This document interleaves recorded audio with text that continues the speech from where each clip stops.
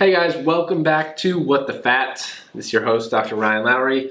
Today we're just going to talk about something. I just want to jump on. You guys know I keep it super casual, so not really prepared for notes or anything like that, but I want to talk to you about something that I'm very, very interested in, I'm vested in, and something that I think I want more to happen, and people would be like, you're crazy for wanting this to happen, but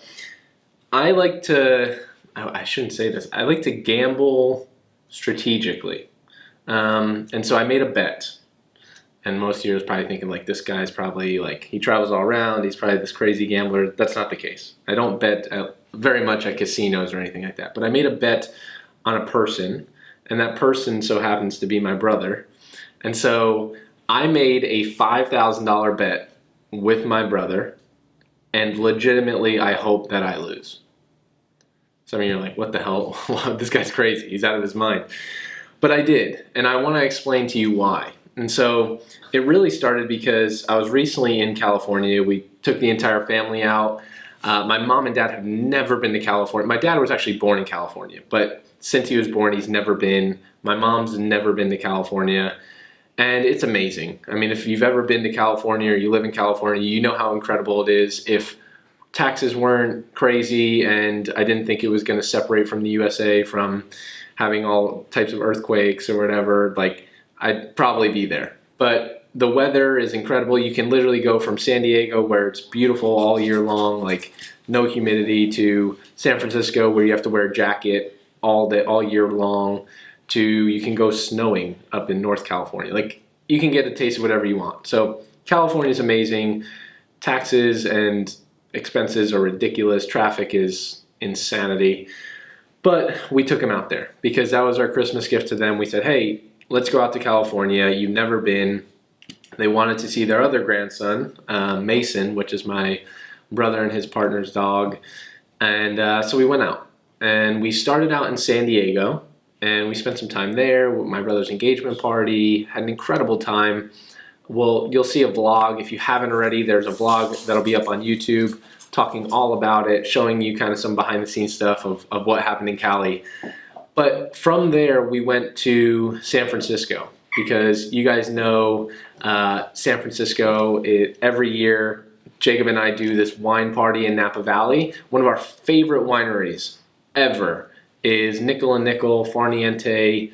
Incredible. So his parents always, every single year we went out there. This year, Isabella, Jacob, and myself, we went out with his parents, did our wine tour. So we flew out from San Diego to San Francisco. And when we were checking in at the Southwest gate, I was checking in because I had Scoot, so I had to go up and make sure that I had all my paperwork. My brother was checking in, and the guy that was checking him in said, yeah, so it's like he was talking about they're getting checked in, and they were talking about seats and stuff like that. But Southwest, you could sit wherever. And the guy legitimately looked at my brother and said, do you want to buy an extra seat? And my brother was like, excuse me? If you guys know, you guys have probably seen or heard my brother on the podcast before, but legitimately just like taken back. The fact that this guy was like, do you want to buy another seat? Basically because he's large, right? My brother's a big guy. And the guy was kind of insinuating, like, you should buy an extra seat, even though the entire plane was probably about 60% full. And so my brother was like, no, I'm good, thanks. Like, I'm going to sit next to my partner. And, like, my brother's really good. He's kind of like me. Like, we wear stuff inside. I'm actually more outward than he is. He keeps a lot of stuff bottled up, but I can tell it affected him, right? Like, no one's going to take that lightly when someone you don't even know is basically judging you and being like, hey, get another seat because you're overweight and etc. So that kind of struck a chord with them. So we were talking about it later on, and my brother had recently, he just revealed to me, he actually didn't even tell my mom and dad, he has diabetes officially. His hemoglobin A1C, I believe, is like 6.9, which is in the diabetic range. And it's kind of a no surprise thing. He kind of knew he was going down that route. Like, it was pre-diabetic, and then now he's diabetic. And so they put him on metformin. And you guys have probably heard me talk a little bit about metformin, and I talked to him a little bit about berberine as well. But they put him on metformin and was just like, hey, take this. Here's a Band-Aid sort of thing to help manage it. And he's been taking it for a little while, but that's really the only thing he's been doing. And so one of the things he's just like, I want to make a change, right? He's kind of one of those typical people, and you guys might relate to this. My brother is the typical prime example of someone who's like, I'm going to get started, is gung-ho for 2 weeks, and then falls off.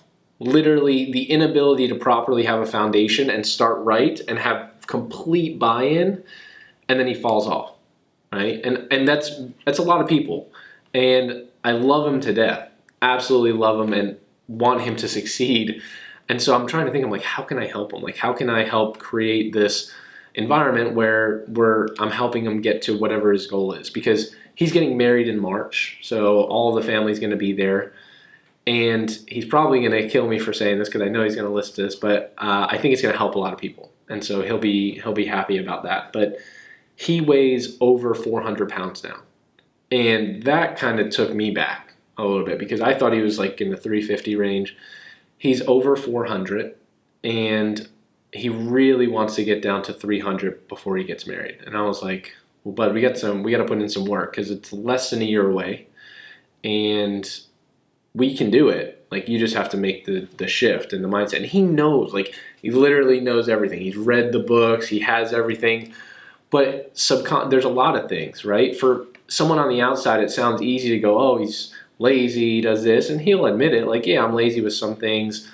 But in essence, like, he's picky about what he wants to eat. He's picky about what he wants to do. And at the end of the day, he needs to make the decision internally. As much as I go, hey, you got to do this, bud. You're going to be diabetic. You never know. Like, we don't want you taking off a limb. Like, geez, like, what's going to happen if that continues on? You're young. Like, you're really freaking young.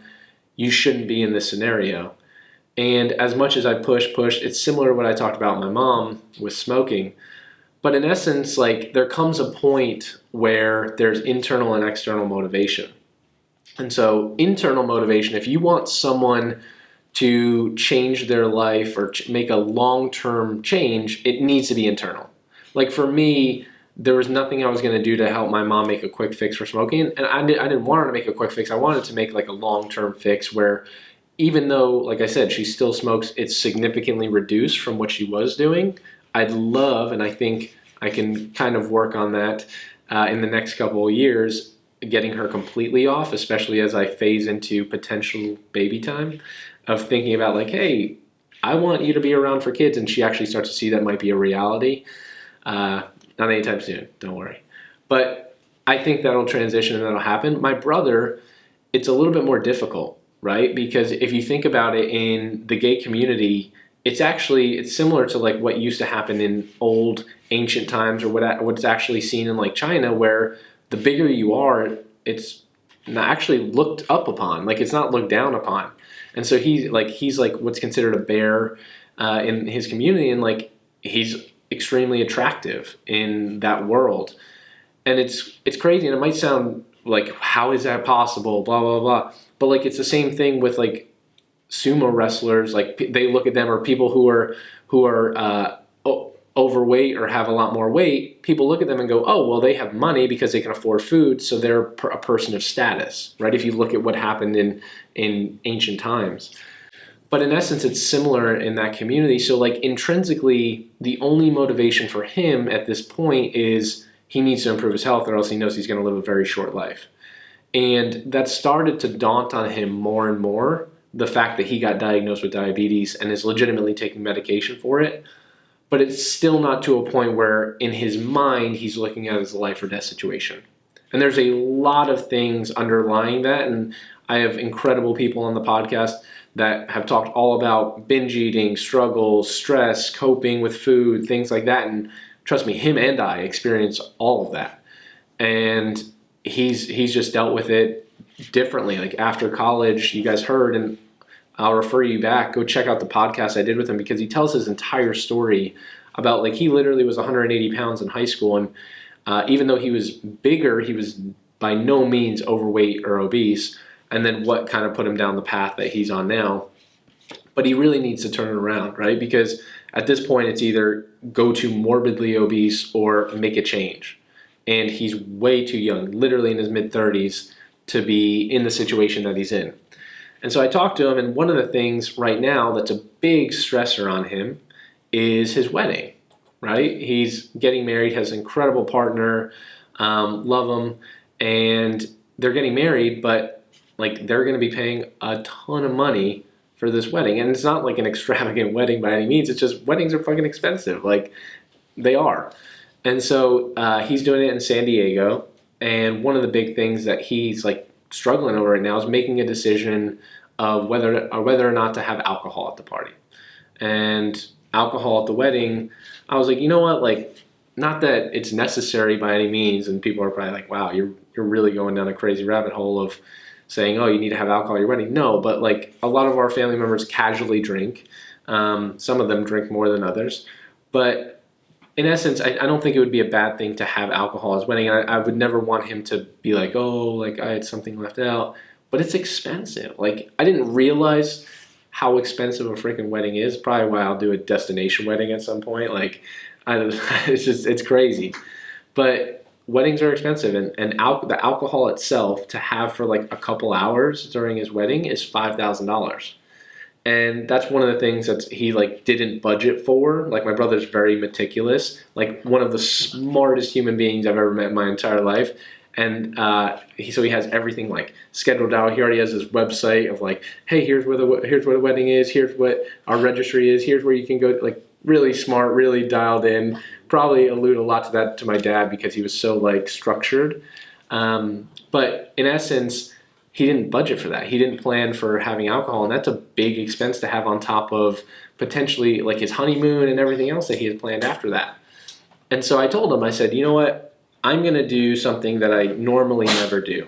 And that's going to be an external motivator, primarily because I want you to make a short-term change. And it's not, and I'll explain why I want to do that external motivation, because I typically hate them. And you guys have heard me talk about I hate if-then rewards because they don't lead to long-term sustainable application, right?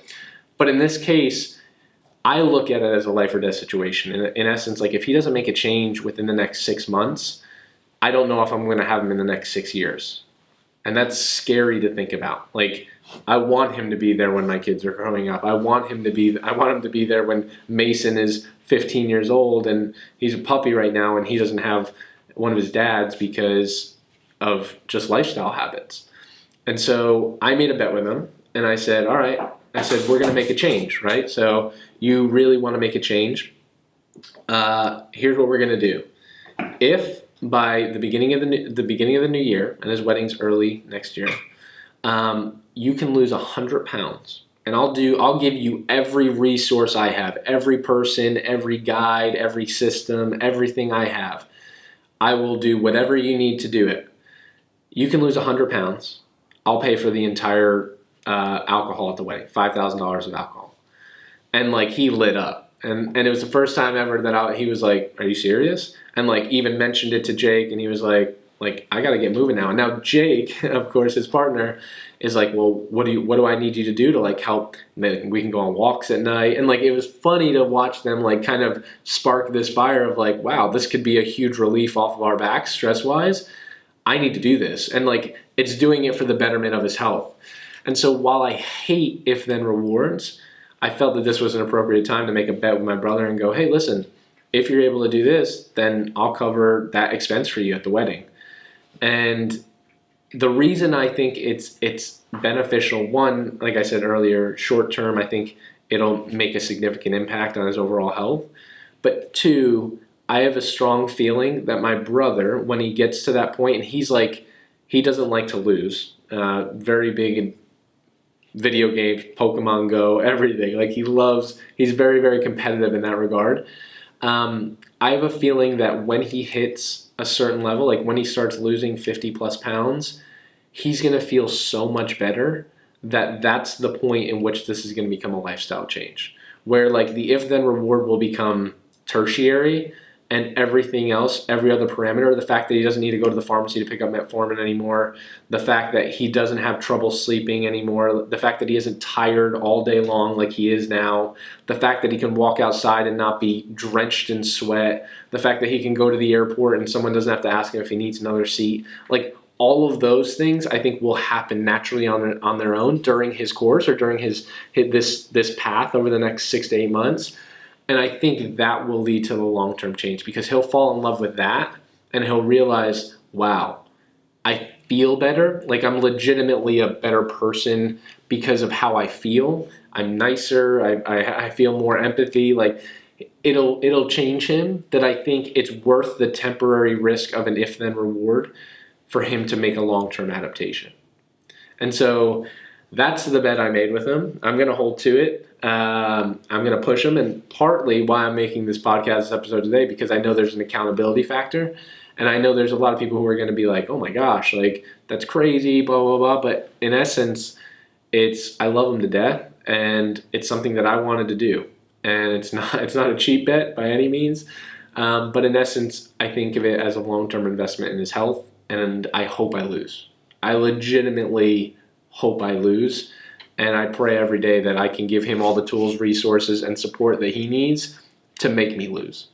And so I look forward to that, and I hope you guys can help me root him on during his journey. And I know he's going to be listening to this. Hopefully Jake's listening to this too.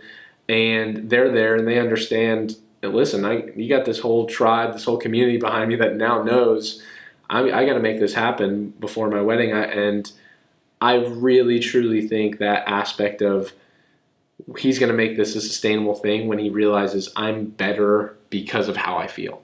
And it might not be, and people are going to be like, well, how's he going to do it? People are going to be like, oh, you're going to force him to do keto. I'm not, by any means. I'm going to let him do it the best way possible. Like I said, I'm going to give him the tools, the resources, all of the information I have. I think he would see tremendous results with keto. I think if he becomes even somewhat what I call carb conscious, like I talk about that a lot, it's like what my mom does. At least being carb conscious, he'll see dramatic changes. So like stop eating out all the time. He eats out all the time. Actually do some food preparation. He loves cooking as long as it's easy. And so there's a million ways to do that, right? It doesn't need to be complicated, and you can make foods taste delicious, which is what he loves. So there's a lot of aspects that are going to be going into the next 6 to 8 months. And I want to keep you guys updated with his progress. Now he has an entire podcast, another podcast dedicated to him and his journey. But I wanted to talk about really that concept because I know I've talked before in the past of if-then rewards. And I wanted to clarify it because it's going to be something that's big. It's going to be something that, like I said, I hope I lose. I've never in my life thought I hope I lose $5,000, but I hope in this instance I do. And it's going to be for the betterment of him. It's going to be for the betterment of his life. It's going to be for the betterment of the people around him. And so it's an investment to me. I look at it that way. So in essence, to sum it all up, I made an investment that I hope I lose. That's a ton of money in my opinion, and one that I look forward to losing. And I know he's got the willpower. I know he has it in him. And I really, really pray that he's able to come through with it. So appreciate you guys tuning in.